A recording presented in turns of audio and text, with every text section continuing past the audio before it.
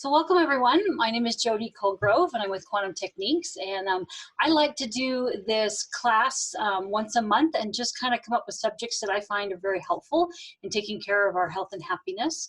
And so when I originally set the subject, I was kind of talk about curtains, and that's something that we do at Quantum Techniques, is to talk about curtains. And the best way I can explain it is that sometimes our body can't see what it needs to heal.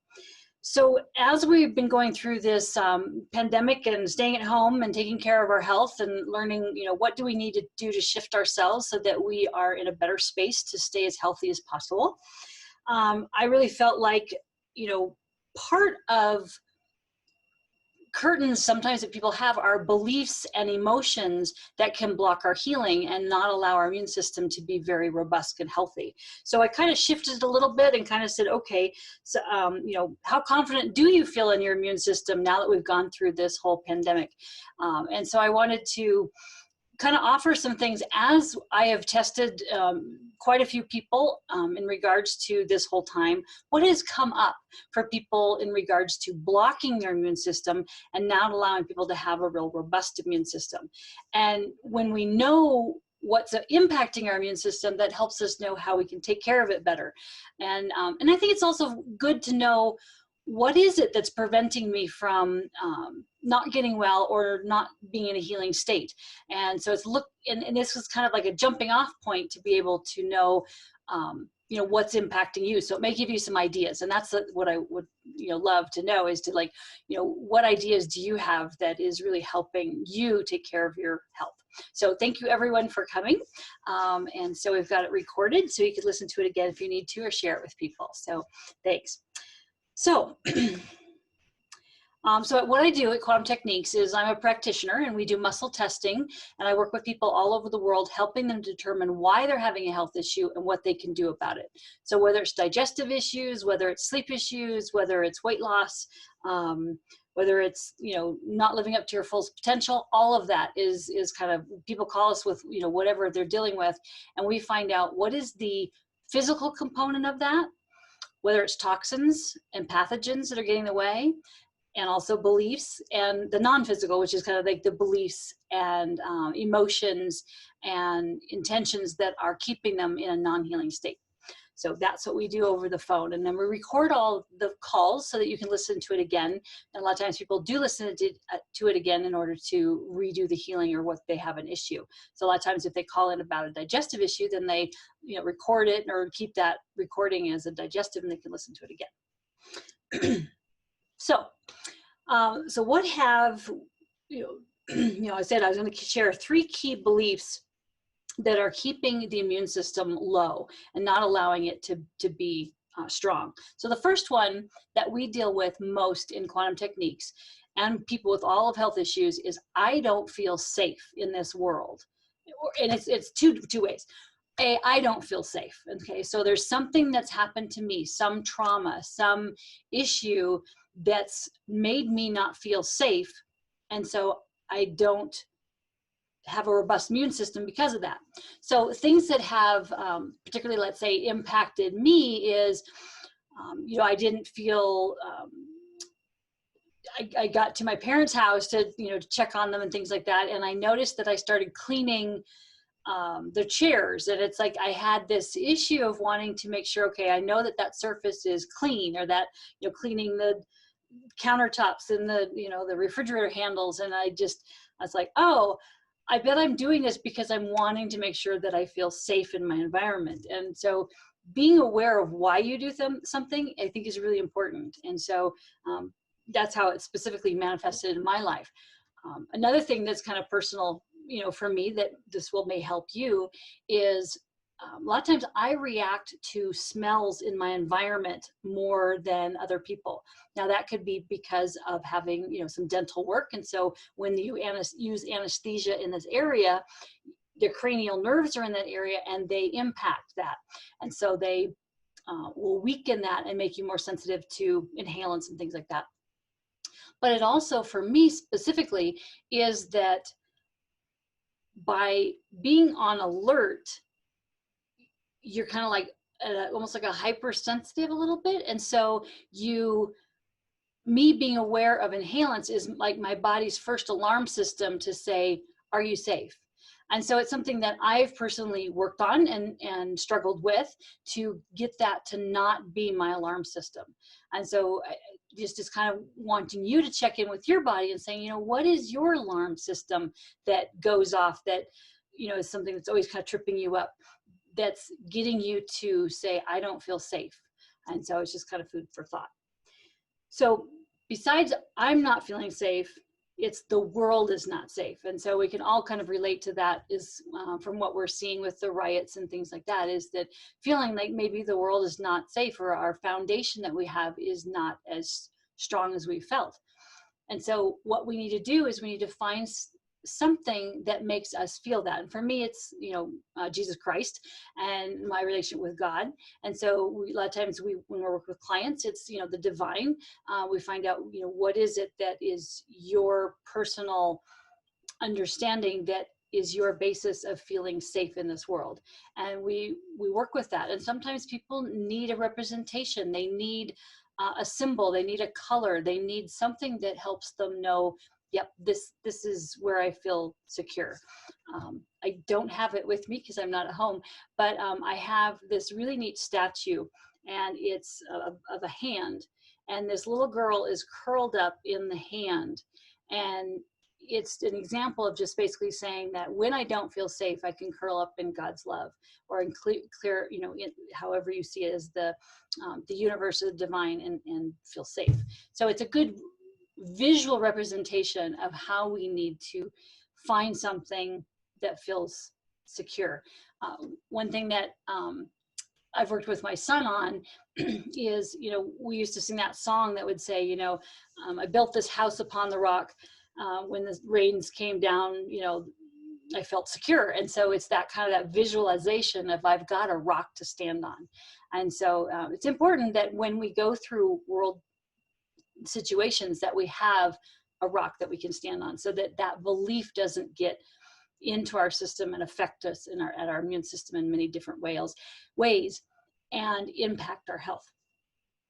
So the third belief is I deserve to suffer.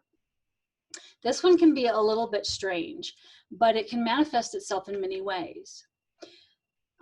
Sometimes if someone is sick, like a relative or something like that, or someone has passed away, we feel like, well, why didn't it happen to me? I deserve, did I do everything I should have for that person? And so we feel like I deserve to suffer because they are not in a healthy spot. And so we need to be aware that that's sometimes a tape or a belief that we give ourselves that really doesn't help us thrive in this world. There's a couple others that I have found to be kind of profound through this time. And one is that my life was made for pleasure, but I choose to suffer. And so it's kind of that same idea, is that if I'm not having health issues, or I'm in a better position, or have a good job still through all this, and I see other people suffering, then I need to suffer to tap in to make them feel better. And it's kind of a game we kind of play in our heads. And so it's better for us to kind of stop and give them love. And so that's why I always talk about the Ho'oponopono prayer of, I love you, please forgive me, I'm sorry, thank you. And that comes from more of a place of saying, I may not do everything right, but I'm really thinking about you, and I want to say I'm sorry, and I want you to flourish like I want to flourish. And so there's that camaraderie in that, and it's a balance. Okay, and that kind of negates that idea of that I need to suffer. Another one that I've actually found lately in regards specifically to the pandemic is because we're trying to social distance and protect ourselves, however that is for each person, there's a sense of, when I'm clearing people, at the top of their head, they're not allowing God's love and divinity in. It's like they're trying to separate themselves from God's love and divinity. And I've pulled it up on everybody I've tested. So it's really definitely one of those things that's kind of, we want to make sure it doesn't take root during this time, and we clear that. And so just being aware that you do need to create that kind of connection, however you see that, because it's really important to stay connected to the divine through this. So kind of some other things. So emotions, the two emotions that I've found the most in this time and affecting people's immune systems is obviously fear. Fear of, am I going to get this? Are my family members going to get this? What will happen? What will happen with the world? You know, then now if we have fear with the riots and stuff like that, just that over fear. And so it's really important to be aware that I am feeling fear, you know, and false evidence appearing real is, you know, a lot of times what they say, you know, the acronym of what fear is. And you have to really work on it. I mean, I have to admit, I struggled, I think, a little bit. I didn't struggle so much during the pandemic, but this time with the riots and stuff like that, I've struggled a little bit more. And so it's just a matter of setting a good limit and saying, okay, what is not serving me? What is creating that fear that's continuing to drive that? And so it may be, you know, watching the news too much. It may be on Facebook too much. It may be that, okay, I need to pull back and make sure I can stay connected to the divine. And so just being an observer. And I think that's the thing that QT has really taught me through this whole thing. And I really noticed it last week when something happened and I just noticed myself kind of pull back and observe. And it was like, instead of reacting, I responded. And I think that's so important for us to remember. And it takes a practice. I mean, I would not be like that a couple of years, or actually many years ago. But so I think that's important to remember, to be aware of looking at the environment, seeing how you're responding to it, and figure out how you want to respond and how you're reacting, and just being aware of that. And that's a lot of times Guy Finley calls that miro. In other words, you're looking through a window, but it's also a mirror, and finding out how am I reacting to that, and being aware of that. So those are kind of just all ideas that kind of help you kind of think through your situation. So with the emotion of fear, I think it's really important to surrender it and just say, you know, I'm feeling this way. And I think that's where, again, that Ho'oponopono prayer is so helpful, because it's saying, you know, I forgive myself for feeling this. And, you know, I love you. Please forgive me. I'm sorry. Thank you. And so you're having a sense of being aware of where you're at and wanting to clear that. The second emotion is overwhelm. You know, with just everything going on, it's like, well, where do I start? You know, and so there's just so many subjects that are kind of, we're balancing. And so that's another emotion that can really kind of take us down, where we just almost check out. And so it's a definite balance between reacting versus responding, and then not feeling overwhelmed. So those are the two emotions that have come up the most for the clients that I've worked with, that can impact the immune system and not let it be as robust as possible. I think another emotion is anger. You know, that has really, when this first pandemic started, I kind of, you know, stepped back and said, wow, there's just so much anger in the world. This is a good opportunity for us to let this go and to shed it, and to be able to heal. And I was really hoping that would happen, and it happened for me, but not everybody. And I think it happened for a time, and then we kind of get back into our old ways, unfortunately. So so those are the beliefs and the emotions that can impact our immune system. And it's just amazing that, you know, those things can really bring you down. And so being aware of watching your internal environment to know how to take care of your health and happiness is really important, because those beliefs and those emotions can really just hurt and not allow you to, gonna hurt the neurotransmitters, and then can bring things down and affect your liver, because anger is your liver. Your bladder can be kind of pissed off. So each organ has a different thing. Your gallbladder is how they do that. Lungs is the grief that people feel. So each organ has an emotion with it. And so being aware of how those are impacting you, those emotions, and then bringing down those organs, and then they get impacted. So that's really what I wanted to cover tonight, and just being aware of kind of the discussion and letting you know what emotions, what beliefs can really kind of trigger you to not be at your best with your immune system.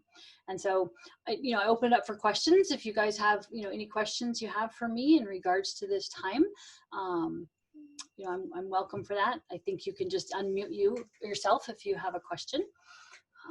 And if not, that's good too. We just wanting you to kind of, like I said, check in with yourself and just being aware of how you're feeling. So, yeah. And I do, like I said, I do this once a month. And so each time I have a topic that I do.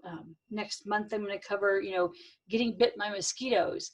And, sometimes we can get bit than more than just something physical, it can be something non-physical. So I want to go over how that can kind of impact you. So,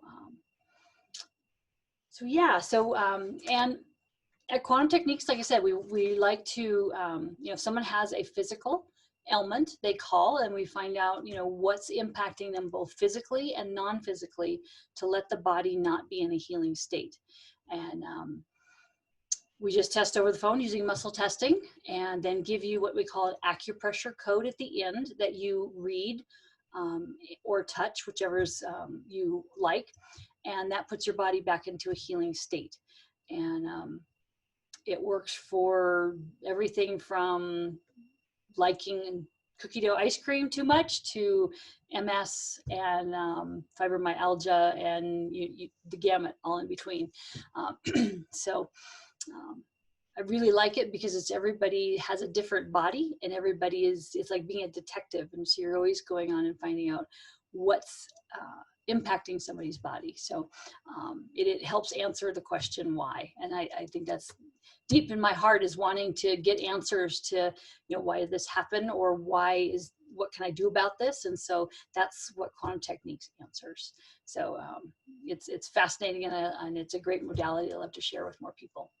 So great. So thank you everyone for coming, and I appreciate it. And I just hope that you have a blessed rest of the day, and a blessed evening, and that those emotions that you're dealing with you're able to be aware of them and to know how to let them go. We always have the trauma sequence that you can clear those. I think that if you had those emotions, that's what I would do. I would do the tapping sequence for the trauma. And let me just do that real quick if I can find. I'm trying to think of where I would have that real quick. If I have it. You'd think I'd have this at my fingertips, wouldn't you? All right, let's see if it's on here. I do. Cool. Okay, so let's just run through it. If any of these emotions resonated with you and we want to clear them, this is how you do it.